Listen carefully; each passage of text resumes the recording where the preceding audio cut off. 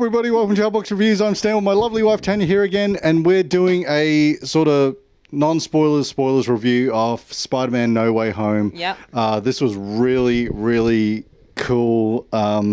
So it's only going to be a quick review on how good the movie is and stuff to see in cinemas, and then we're going to just dive straight into spoilers. So I think it's definitely an IMAX, VMAX, whatever you want to do. Definitely in cinema. Go see it. The acting is so good.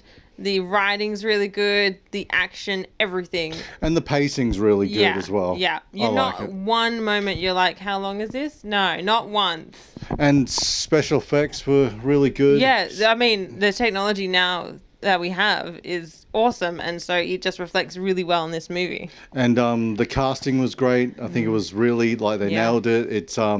It's definitely up there with a definitive trilogy and stuff. Tom Holland, he's just such a good actor, and Zendaya. She was really cool. Just like the whole cast, and seeing like Benjamin Cumberbatch there, like smashing it and stuff. Like that was cool. But like kudos, and we already know it's going to sell a lot of popcorn. Let's get into some spoilers. Let's do it. Freaking.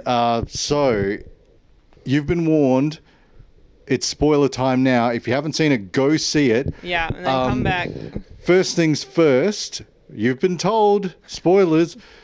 So, freaking sits down at the table, catching bricks, freaking, lawman himself, Matt Murdock, Charlie Cox, is Daredevil in the MCU. That is so freaking cool. So good. I mean, I did not expect that at all. I saw something on it a while back. There was a leaked stuff, and I was like, hey, we live in a world where they had Christian Bale's Batman sitting at the table with Henry Cavill's Superman. Oh, yeah. And that was a really great Photoshop. But I remember when I saw that, I was like, that is so, like, put together. That's not real. That can't be. There's a reason why I look like a mess, too. Yeah. I spent half that movie in tears.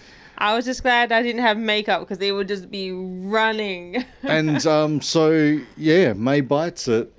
We live in a world where Aunt May has died. Mr. May, in Peter Parker's arms. Like, that's insane. So she was Uncle Ben. They gave it to her. Like, I still it made sense to me because we don't have any mention of an Uncle Ben, and we don't even know if she was married or, whatever happened. I mean, they did make reference to it in the last Spider-Man movie about, since the accident or something. Yeah, she's already been through enough. All that stuff. They did since the first movie. Like, there's a whole bunch of stuff. So, oh my gosh. That Marissa Tomei, like, while she was along for the ride, it was really cool to have her in, like, what is it, like, four or five movies she's been in? I'm not sure, She was in, I think she wasn't, or maybe she was in Endgame. I don't know. At the end. Like a cameo, maybe. Yeah. But just like all the Spider-Man movies, I know for sure. Who knows? But like, she played a really good Aunt May. But like, just when we have no Robert Downey Jr., no Marissa Tomei, I honestly thought Happy was going to bite it. I did think that for a second there, but as soon as you see in the apartment scene where Peter's kind of like got that weird feeling, I kind of was like, oh no, May. Like, no. And then when she gets up, I'm like, oh, maybe not. Okay.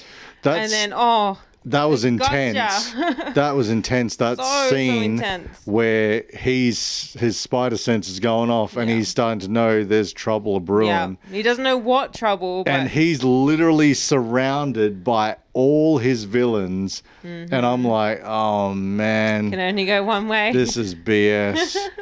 And that was such a, like, we'll get to it, but that was such a crazy, like, kind of moment where I was like, I honestly, like, I had goosebumps when I was sitting there watching Strange and Spider-Man because, comic guy, freaking. Yeah. So pretty much when they're having that conversation stuff back and forth, and I'm just like, wow, I'm actually watching Stephen Strange, Doctor Strange himself, having a conversation with Spider-Man in live action. Yeah. Like, I didn't get that feeling in Infinity War or like, you know, like I did get it. Like, oh man, this is really cool, Infinity War, but there's so much going on. But the fact that I'm watching a Spider-Man movie, it was like, you know, reading a comic where he runs into Doctor Strange, and just that scene at the table where he's talking, I was like, Matt Murdock is talking about defending freaking Peter Parker. This is insanely cool. But how many comic drops were in this as well? There's a few scenes like where you do spot like, oh, they just took that straight off the page and shot that really well. Like, there was a lot of really nice shots in it, but that's how you know like the writing's on the right path, is when they start putting in tributes to remember the source material. Remember the source 100%. Material. That's what a lot of people forget, is the source material. Like, just lean on it a little bit. It's not going to hurt you. Yeah, like, don't just take it and be like, oh yeah, we'll just throw that in there. We'll have some meaning behind it. When that scene, when after May's gone and he's staring at the Joan Jameson saying, he's a menace, and he's it's all his fault, all this stuff, and he's kind of like just torn apart.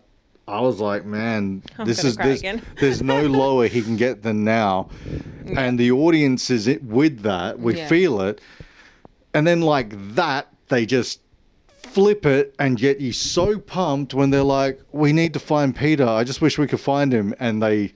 Yeah. You know, you see, Jacob, oh look, there he is. Peter over here comes through. He's getting closer, and he's like, and I'm just bigger. like, that's not Tom Holland's Peter Parker. Yeah.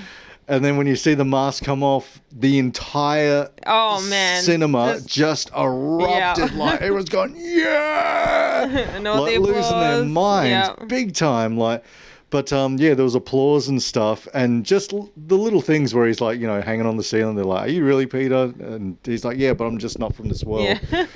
And then it's like, crawl on the roof. All right, let's try and find our Peter. All right, find Peter Parker, and then when you see him turn around and it's Tobey Maguire's Spider-Man, I was like, damn! Oh man, this is so freaking cool. Just seeing and hearing him again was so, like, I had so many goosebumps, like, just watching that. But you hear even more cheers for, like, Tobey Maguire. And then when, like, you know, the banter back and forth, like, there's so many laughs with that. Yeah, but it kind of gets you back and forth with emotion a lot, because you got May, then you got both Tobey Maguire and Andrew Garfield coming back, and then it goes into their stories. All three of them meet up, and they're all talking about how, you know, their love and their loss and everything. How it's going to help Tom Holland's Peter. Yeah. Kind of get through this crisis of losing his aunt. Yeah, you can be the best of us. Yeah. Freaking, we've lost, and you're still growing up and learning. But that was really cool, seeing them working together in the lab, and you know, just hey Peter, and they're like, huh? Yeah, like, that was really cool, because like you get to that point where you're like, oh man, there's no Cap, there's no Steve Rogers anymore, no Chris Evans, there's no Robert Downey Jr.'s Iron Man, Tony Stark.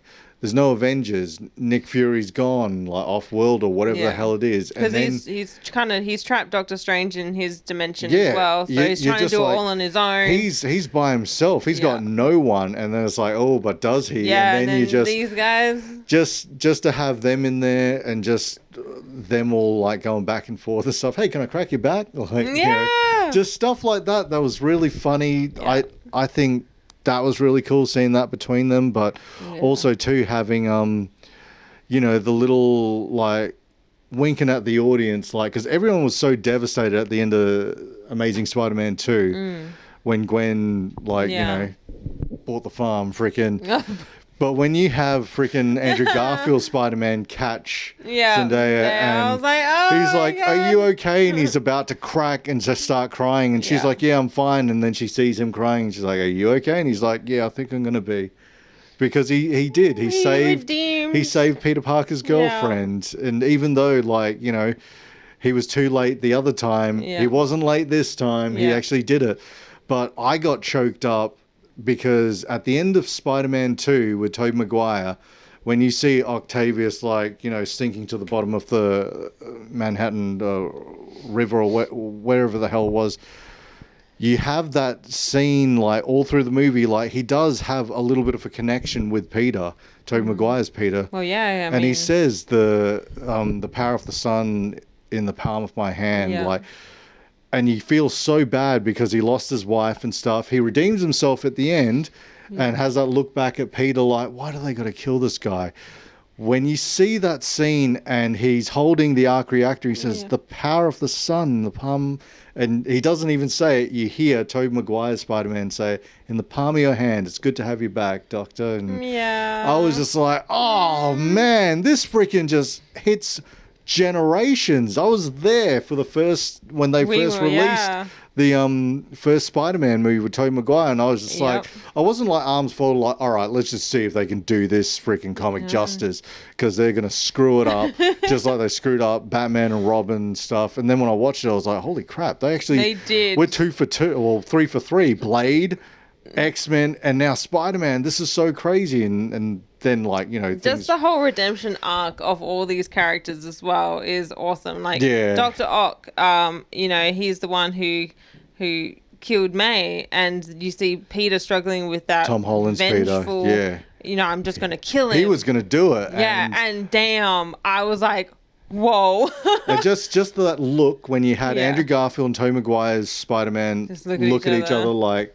Yeah, and Garfield's like, I'm on it. He goes and gets the serum. Tobey Maguire like stops him from doing the stab, and when he got stabbed by freaking Goblin, I was like, oh, this is BS. Yeah, they're killing him off. The Goblin kills Spider-Man. This is crap. And then it was like, no, I've been stabbed before. It's all right. And I'm like, cool. It's like, you're in a lot of pain, aren't you? Yep. But like and even the little nod of like the Statue of Liberty having the shield as well. That was kind of cool. Yeah. But just little things that I was just like, kind of, man, like I really want to see this again. We are seeing it tomorrow, guys. Yeah, we're going again. We're going again. We'll probably see it again after that because, damn. So, thank you. Sailor Moon Cup. Woo! But, so, when they're looking up in the sky and strangers, like, they're all coming through and I can't stop them. Yeah. You see someone standing there with a trident. Namor. That's my theory. So there was other little things in there. So everyone, we're living in an MCU world where no one knows who Spider-Man, Peter Parker is. Yep.